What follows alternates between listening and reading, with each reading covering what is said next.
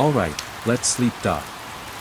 Pull the covers up to your chin, fluff your pillow, and imagine you're stepping into a world that is at once familiar and utterly alien. A world without electricity, without running water, without antibiotics, without germ theory, without any of the comforts we take for granted. A world where the most advanced medical treatment involved leeches, prayers, and the occasional whiff of lavender. A world where people believed that giant snails lived in Sri Lanka and that the entrance to purgatory was a hole in the ground in Ireland.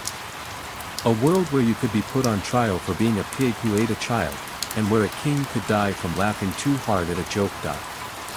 This is the world of the Middle Ages, 1,000 years of history that stretches from the fall of the Roman Empire to the dawn of the Renaissance. It is a period that has been called many things: the Dark Ages, the Age of Faith, the Age of Chivalry. But perhaps the most accurate description is simply this: it was weird. Magnificently, gloriously, and sometimes horrifyingly weird. So settle in. We're going to take a journey through this strange world, meeting its kings and peasants, its knights and monks, its animals and its monsters.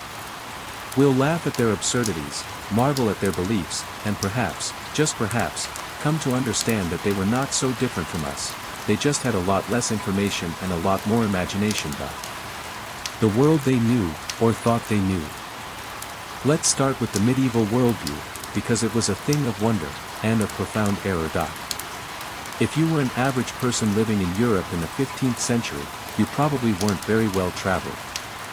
Most people never ventured more than a few miles from the village where they were born. The world beyond their immediate surroundings was a place of mystery, populated by strange creatures, exotic peoples, and supernatural forces. To make sense of this vast, unknown world, medieval people relied on a mixture of stories from travelers, ancient texts, folklore, and their own vivid imaginations. One of the most fascinating documents from this period is the Book of the Marvels of the World, a 15th century illustrated manuscript written in France by an unknown author. This book shared descriptions and images of people, traditions, animals, and natural phenomena from locales as close as France itself and as far away as Egypt, China, and Africa. The book's readers were wealthy, educated members of the elite class, but what they read was, shall we say, creatively inaccurate. For example, the Book of Marvels claimed that in Ireland there was a very large opening like the mouth of a very deep well, and that this was the entrance to purgatory. According to the book, it had been revealed to St. Patrick that any Christian who entered this hole willingly and endured all the dangers there would never have to suffer purgatory again. Imagine being a medieval pilgrim, traveling all the way to Ireland, standing at the edge of a dark hole in the ground, and thinking, this is it. This is where I cleanse my soul. Then imagine climbing down into the darkness, not knowing what you might find. That took courage, or perhaps just a very strong belief in the power of holes. The same book also described Sri Lanka as a land inhabited by giant, fast-moving snails, snails so big that their shells were roomy enough for people to live inside. And in Spain, according to medieval belief, horses became pregnant from the wind. Yes, you heard that correctly. The wind. Because why not? If the wind could carry seeds and pollen, why couldn't it also carry equine reproductive material? Medieval logic was a thing of beauty. Then there was the lake in Spain where the devil was said to live. And the belief that in certain parts of the world, there were people with no heads, their faces were on their chests. And people with dog heads. And people with one giant foot that they used as an umbrella. The medieval imagination knew no bounds. But before we laugh too hard at our ancestors, let's remember that they were working with limited information. They didn't have satellites or airplanes or Google Earth. They had stories, some true, some exaggerated, and some entirely fabricated. And in a world where the unknown was genuinely terrifying, these stories served a purpose. They made the world feel knowable, even if the knowledge was wrong. The food they ate, and the hallucinations they had. Now let's talk about food, because medieval eating was an adventure in itself. For most peasants, the diet was simple and monotonous: bread, porridge, ale, and the occasional vegetable or piece of meat. But there was a hidden danger in that humble loaf of bread, a danger that could send you on a psychedelic trip without your consent.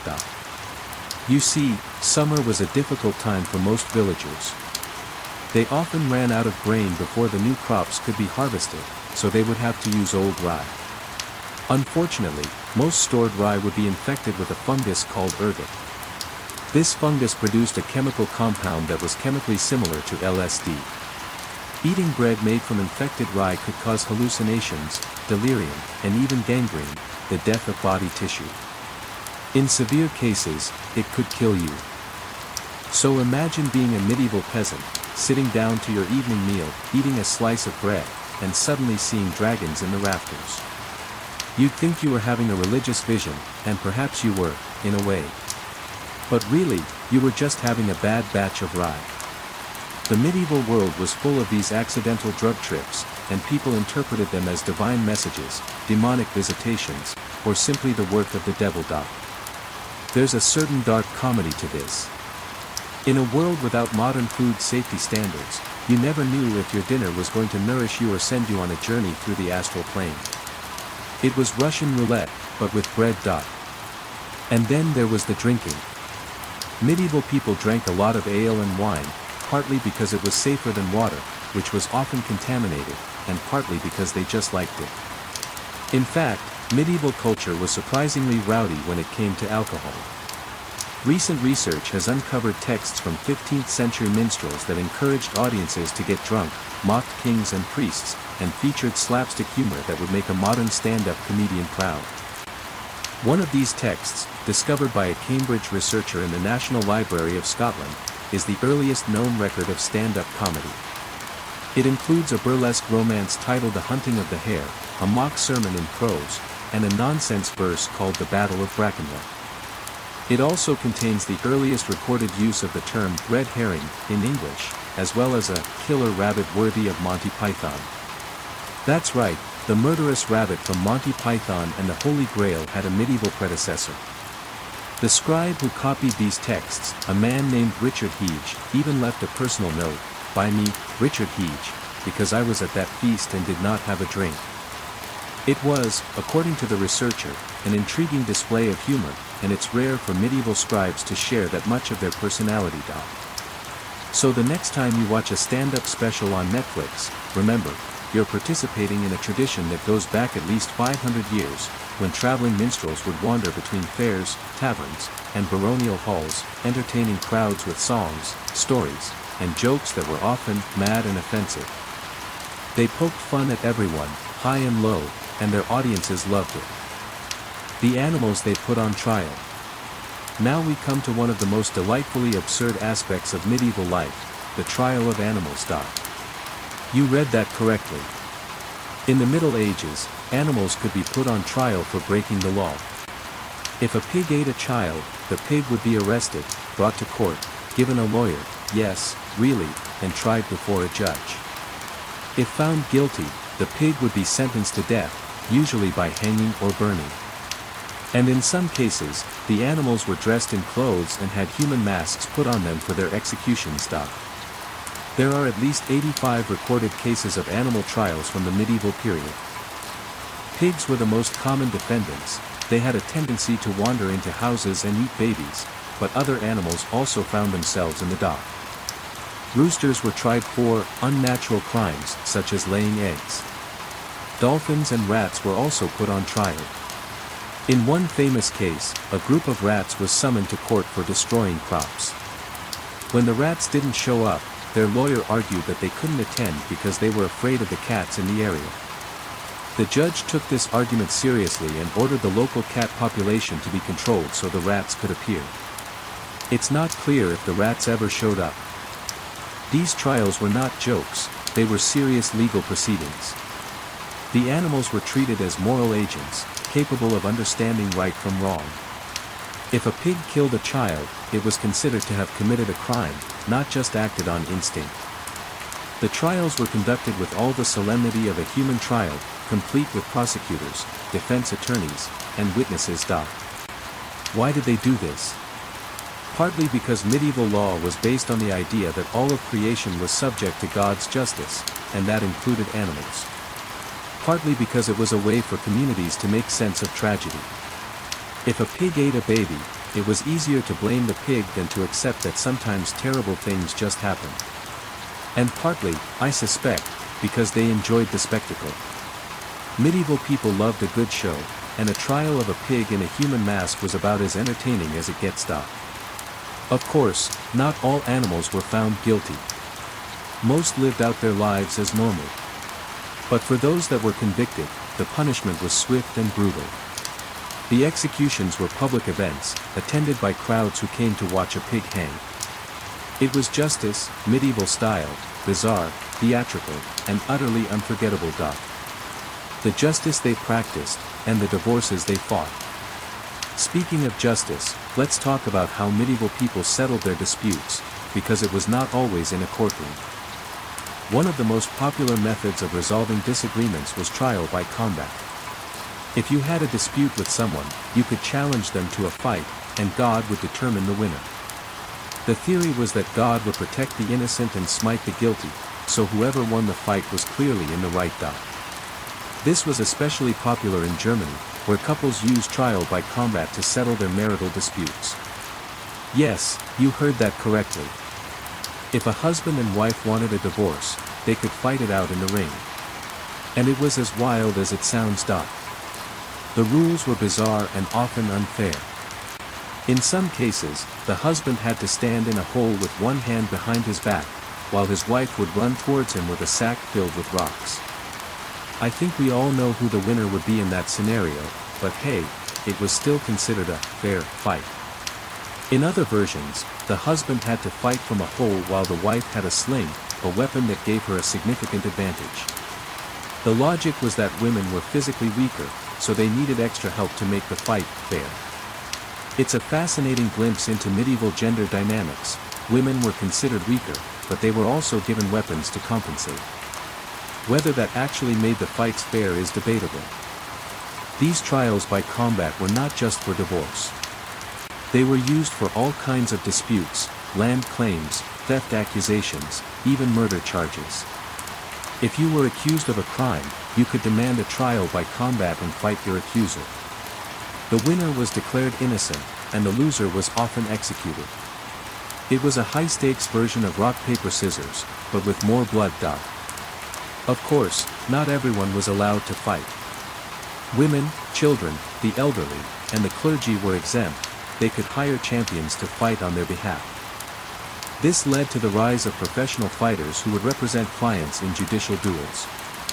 It was like having a lawyer, except your lawyer was armed with a sword and could kill the opposing counsel.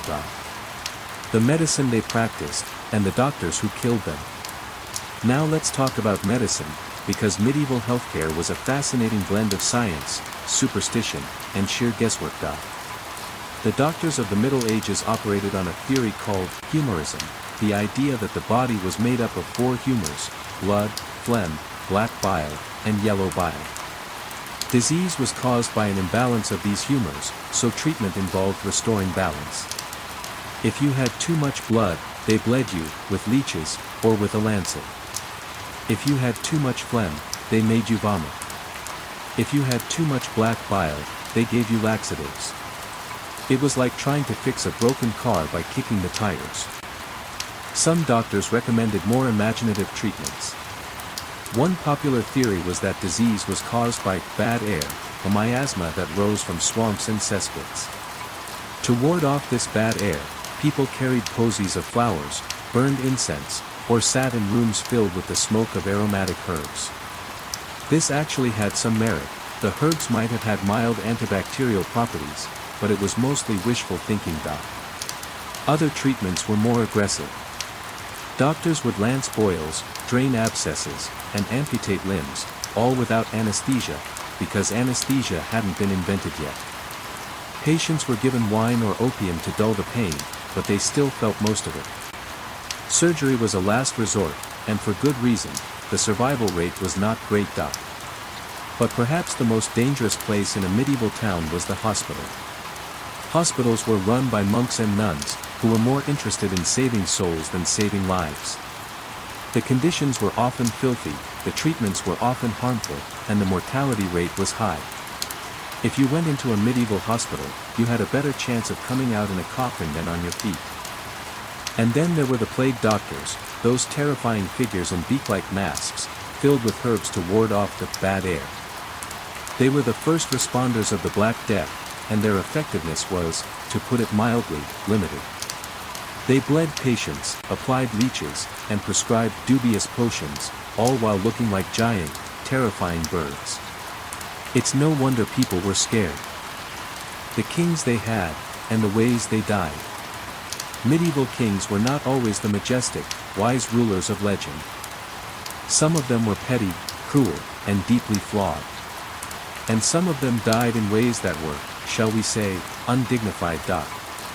Take King John of England, for example, the man who signed the Magna Carta, but only because his barons forced him to. John was not a popular king. He was short-tempered, greedy, and paranoid. He lost most of England's possessions in France, taxed his subjects into poverty, and argued with the Pope. He was so unpopular that his own mother, Eleanor of Aquitaine, begged his brother Richard to disinherit him. John died in 1216, not in battle, but from dysentery, after eating too many pears. According to one chronicler, he died for the love of a pear. What a way to go. Then there was Martin of Aragon, who died in 1410 from laughter. According to the story, Martin had stuffed an entire goose down his gullet before retiring to his bedchamber, resulting in, predictably, a nasty bout of indigestion. It was at this point that his most favored court jester, Bora, made an ill-timed entrance. Upon the king asking where he'd been, Bora replied, "Out of the next vineyard, where I saw a young deer hanging by his tail from a tree, as if someone had so punished him for stealing figs." Martin laughed so hard that he died. Yes, the king of Aragon was killed by a joke. And then there was Sigurd Eysteinsson, a Viking earl who died from a severed head. Sigurd had challenged a Pictish nobleman to a 40-man side battle, but he cheated by bringing twice as many men. Naturally, he won, and he decapitated his opponent, Mael-Brigg the Buck-Toothed. Sigurd tied the severed head to his saddle, intending to bring it home as a trophy. But he didn't bet on Mael's prominent teeth lacerating his leg as he rode. The wound became infected, and Sigurd died from sepsis. The decapitated man had the last laugh. And who could forget George Plantagenet, Duke of Clarence, who was rumored to have been drowned in a barrel of Malmsey wine. George was the brother of King Edward IV and Richard III, and he had a habit of switching allegiances. This landed him in trouble with his brother, who accused him of treason. George was executed at the Tower of London, but according to some accounts, he was drowned in a barrel of his favorite wine. It's 5 o'clock somewhere, I suppose. And let's not forget Edmund Ironside, who was killed by an assassin hiding in a cesspit. Edmund was a brave king who spent much of his reign fighting the Vikings. But in 1016, according to some chroniclers, he entered the privy and sat down, only to be met with the sharp end of a spear brandished by an assassin who had been hiding in the cesspit below. Some sources even suggest a booby-trapped crossbow was responsible for his undignified end. Imagine being a king, fighting off Viking hordes, only to be killed while using the bathroom. These deaths are absurd, but they also remind us that medieval life was dangerous in ways we can barely imagine. Kings died from dysentery, from laughter, from infected wounds, from assassins in cesspits. They were not safe, even on their thrones. The medieval world was a place where death could come from anywhere, and often did. The knights they admired, and the legends they created. But it wasn't all death and absurdity. The Middle Ages also gave us some of the most enduring legends in Western culture, the legends of King Arthur, the Knights of the Round Table, and the Chivalric Code. The knights of medieval Europe were meant to be the finest fighting men of their age, but more importantly, they were expected to be pure in thought and deed, as exemplified in the chivalrous code which they usually followed. The line between historical knights and legendary figures is often blurred. The legendary figures are perhaps based on historical knights, and the historical knights have all become legendary, such as the indistinct line of truth between fact and fiction. Take St. George, for example, the patron saint of knights.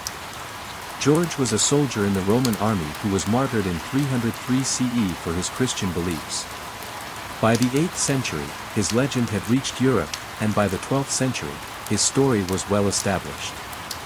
According to the legend, George rode his white horse, Bayard, into battle against a dragon that was tormenting the people of Libya. He saved a princess who had been offered to the dragon as a sacrifice, and his victory became a lasting metaphor for good against evil.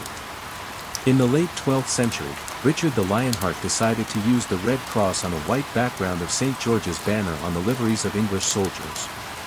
And so, a Roman soldier became the patron saint of England. Then there was Sir Galahad, the most perfect knight of Arthurian legend. Galahad was the son of Sir Lancelot, who, despite being a great knight, was disqualified from perfection because of his infidelity with Queen Guinevere. Galahad, on the other hand, was pure, chaste, and devoted to God.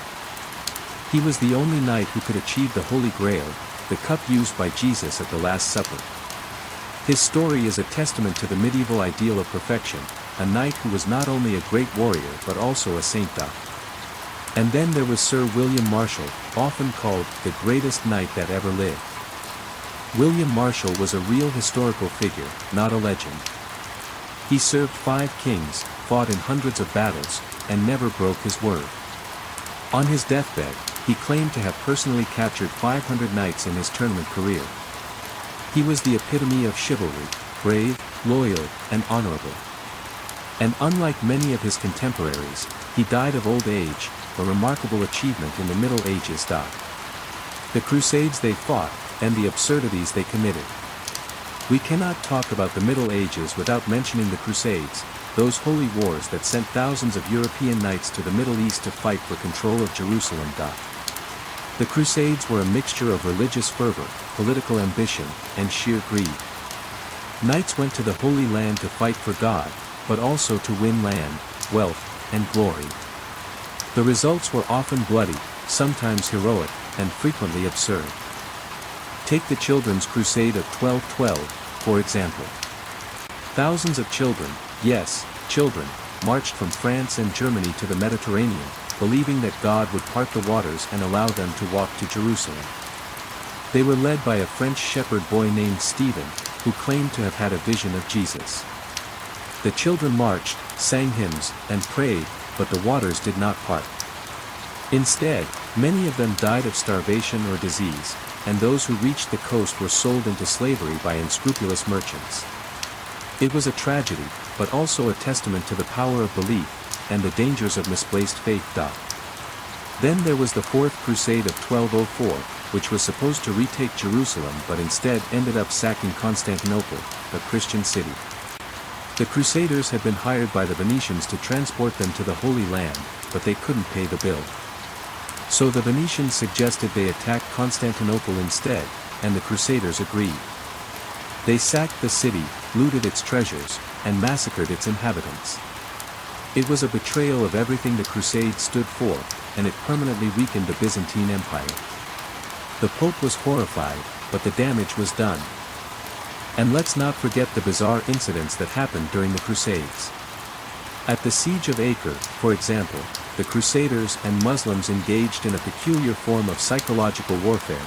They catapulted the heads of dead soldiers over the walls.